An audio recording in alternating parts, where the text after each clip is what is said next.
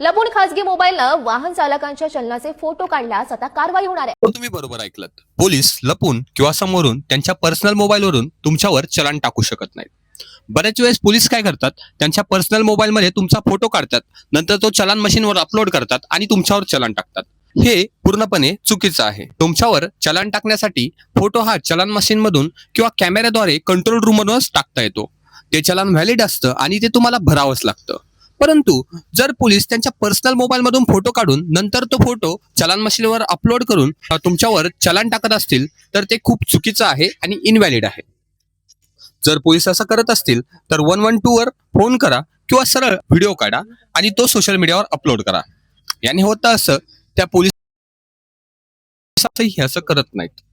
दुसरी गोष्ट म्हणजे सप्टेंबर 2022 GR आलेला आहे. त्या GR मध्ये सरळ सरळ दिलेलं आहे की पोलीस असं कुठल्याही प्रकारचं काम करू शकत नाहीत.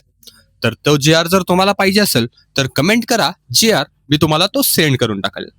अशाच लीगल व्हिडिओसाठी मला फॉलो करा. हा रील तुमच्या मित्रांसोबत शेअर करा. धन्यवाद.